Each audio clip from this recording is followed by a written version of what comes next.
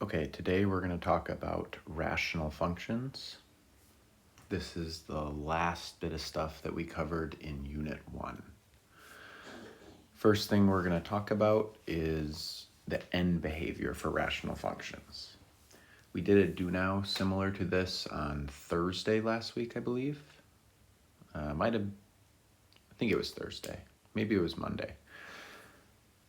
Either way, to do the end behavior for a rational function, all we care about is the dominant term. So the limit of r of x is the same thing as the limit of the dominant term on top and on bottom. So my dominant term on top, my highest power of x is x squared. On bottom, my dominant term, my highest power is 2x cubed. So this is going to be the limit of x squared over 2x cubed. Now from here, we just want to keep simplifying like we would normally. So x squared on top, x cubed on bottom, those can cancel out, and I'm going to be left with the limit as x goes to infinity of 2x on bottom. Since nothing's up top, we can always fill in a 1. As soon as we've gotten to the point where there's x only on bottom or x only on top, it's not x over x, we can go ahead and plug in that infinity. So I'm going to take that infinity and plug it in for x.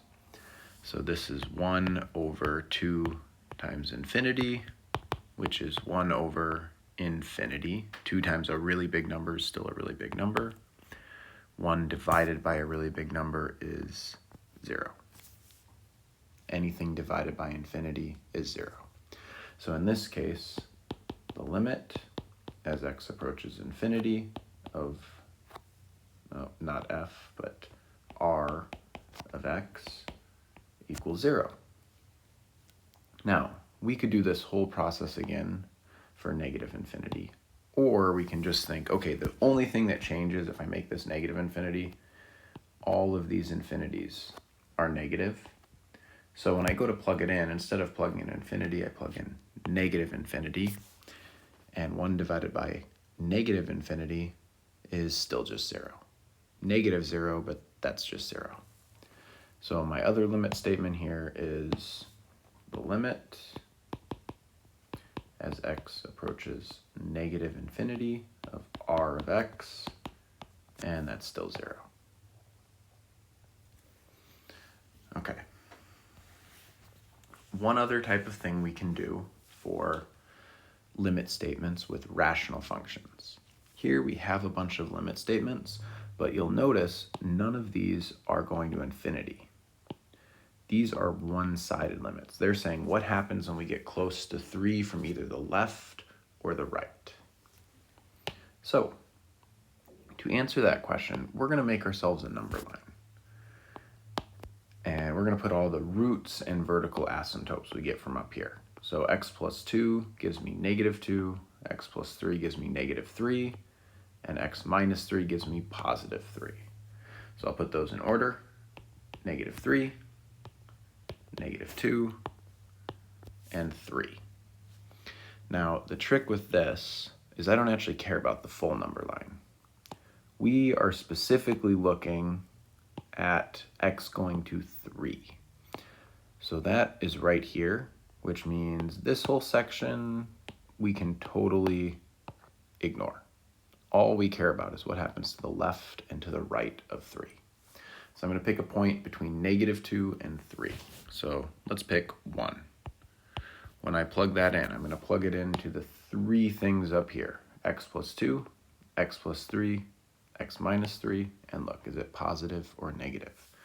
1 plus 2 is 3, that's a positive number. 1 plus 3 is 4, that's a positive. 1 minus 3 is negative 2, that's a negative. There's 1 negative, this whole section is negative. Bigger than 3 is 4. I could plug in and I'm going to get a positive. 4 plus 2, 4 plus 3 is another positive number. and 4 minus 3 is a positive. 3 positives makes a positive. Now let's write our limit statements. So the first one, the limit as x approaches 3 minus. So that's saying as I approach 3 from the left side. As I approach it from the left side, I have this negative sign. Because 3 is on the bottom of this equation, we know on our graph that's going to be a vertical asymptote. The negative tells us, hey, as I'm here, I'm shooting down. On the right side, that's a plus. That says, hey, I'm shooting up when I get to that vertical asymptote. So my limit as x goes to 3 minus, we look, okay, that's a negative sign. This equals negative infinity. The limit as x goes to 3 plus, that's saying 3 from the right side. We look, oh, I got a positive. That means we're shooting up to positive infinity. So in this case, our answer will be C. Okay. Example number 3. We have a rational function. What are all intervals where k of x is greater than or equal to 0? Easiest way to do this kind of problem is to make a number line. So I'm going to put all of my roots and vertical asymptotes on there. I've got -2 is a vertical asymptote, -1 is a root, and 1 is a vertical asymptote. When I go to plug stuff in, first I'll pick, okay, what's something in this section? What's smaller than -2? Let's do -3. And I need to look, how many different things are there for me to plug into? So up top, I've got this negative sign. I also have x plus 1 squared. Let's highlight that a little better. And I have x plus 2 on bottom, and then x minus 1 on bottom. So there are 4 different things. I should see 4 different signs for each one of these points we're testing. First one is a minus. It's a negative sign. That's always negative. No matter what we plug in, it's still a negative. Then I have x plus 1 squared. Something squared. If it's positive, it's a positive times a positive, which is a positive. If it's negative, negative times a negative still gives you a positive. So anything positive, anything squared is always going to be positive. On bottom, -3 plus 2 in the purple, that is a negative. -3 minus 1, that's another negative. 3 negatives, since that's an odd number, that's a negative in that section. Between -2 and -1, I'll have to pick a fraction. I'll do -1.5. And this is going to go to, just like before, that negative is always negative. Something squared is always positive. Every single one of these is going to have negative, positive on top, because those never change. On bottom, -1.5 plus 2, that's a positive. -1.5 minus 1, that's a negative. 2 negatives cancel out, so this section is positive. Going faster, between -1 and 1, 0 goes to a negative, a positive, a positive, a negative, so that is also positive. Bigger than 1, 2 goes to a negative, a positive, and a positive, so that is negative. For this question, we were asked, where is it greater than or equal to 0? So that's going to be those positive sections. Positive is where we're greater than 0. So I could write this, and I'm going -2 to -1, and -1 to 1. Put a U in between to show and. We need to think a little bit more carefully about our brackets when we're doing rational functions. This -2, we do see this is greater than or equal to 0. So you might think, oh, everything's closed. But we need to pay attention to where these came from. So this -2 comes from right here. That is a vertical asymptote. Vertical asymptotes go to infinity. They are always open, no matter what.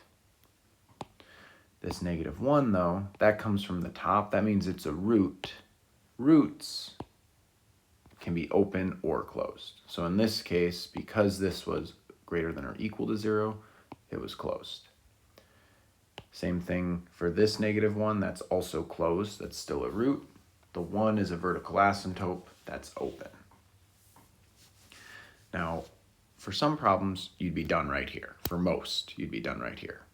But you might notice that we have a closed and a closed both on -1. This is saying I can go all the way up to -1 and I include -1. Then I go from -1 all the way to 1, but I include this -1 at the beginning. If you ever see a situation like that, you can combine it into one interval. So this could be -2 all the way to 1, and we just skip over the -1. It's included, it's somewhere in the middle of that range. So that would be our final answer for this one. Okay, example 4. What are the holes, zeros, holes, and vertical asymptotes of the function r? So, first thing we're going to do with any one of these problems is look, what cancels out? I'm going to zoom in a bit. So,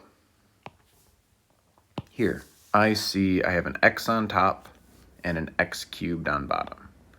So x and cubed cancel out, and there's 2 left. So when I rewrite this, I know there's just going to be x squared on bottom. Okay, next part we have x plus 1. Nowhere else do we have an x plus 1, so I can leave that up top. And then I have x minus 2 squared on top and only 1 on bottom. There's going to be 1 left on top after we cancel those out. So, what are the zeros, holes, and vertical asymptotes? Zeros, more commonly, we're going to call those roots. Roots and zeros are the same thing. Then we have our holes and our vertical asymptotes. So roots come from the top. So we can see after we simplify, we have 2 things on top. We have x plus 1 and x minus 2. Normally that would mean x equals 1 and 2 are both roots. But we have to be careful, because in the previous step, we canceled out x minus 2. If you put these in this order, roots, holes, vertical asymptotes, holes are stronger than roots. Vertical asymptotes are stronger than holes. So even though this 2 is kind of a root, it's still up top. Because it's also a hole, it's not really a root at all. It jumps down to the lower category. So x equals 2 is going to be a hole because it crossed out. Now, on bottom, we're left with x squared. X, whenever we see x, that means we get 0 as a vertical asymptote, but it did cross out. So it's x squared here, x here, that canceled out. But since it's a vertical asymptote that's left, if it's a vertical asymptote and a hole, you don't see the hole, you just see it go up or down to the vertical asymptote. So vertical asymptote beats holes. So in the end, we have x equals 1 as a root, x equals 2 as a hole, and x equals 0 is a vertical asymptote. And I actually just realized I made a mistake here. It should not have been x equals 1 as a root, it should be x equals -1. Because this right here is +1, x plus 1, you flip the sign. Sorry about that. Okay, last type of problem for today. So, we have 2 polynomials. We have 2x squared plus 5x plus 5 and x minus 2. We are going to set up polynomial division for this. In order to find a slant asymptote, we have to do Polydoku. So f over g, that's 2x squared plus 5x plus 5 over x minus 2. When we set up Polydoku, the thing on top, we're going to put on the bottom. So 2x squared plus 5x plus 5. What we're dividing by, we're going to put on the side. So x minus 2. First step for any Polydoku problem, once we've set up our box, take whatever your leading term is and put that in the top right box. So in this case, we're going to fill in 2x squared, and now it's kind of like a puzzle. You have an x here. X times what gives me 2x squared? X times 2x is 2x squared, and then to find this bottom box, you do 2x times negative 2. It's just an area model. So that's minus 4x. Now, we get an x down here, which tells us we're not done with the problem yet. Until you get a number down there, you're not done. On the area model, the diagonals are like terms. These are going to add up to give me 5x. So we need to think, what number minus 4 gives me 5? So 9 minus 4 gives me 5. So I'm going to put a 9x right there. And then we do the same thing we did before. Just like 2x squared is 2x times x, 9x is x times 9. 9 times negative 2 gives me negative 18.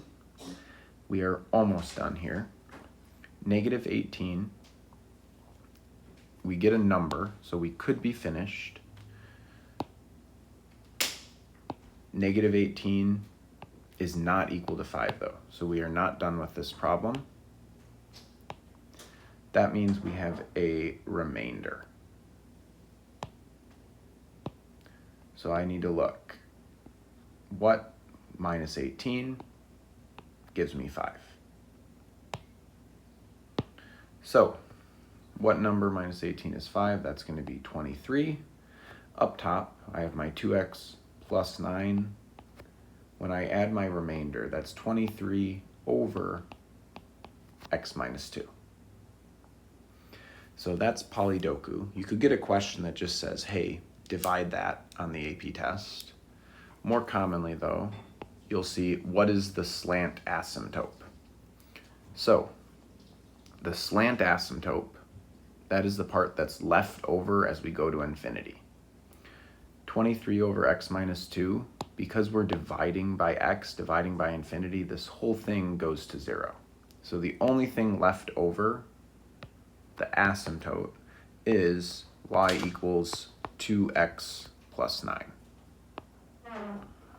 That would be our slant asymptote. In general, to find an asymptote, we're going to divide the two functions. If you have any questions about any of the stuff in here, send me a message on Teams, and I'll be happy to help.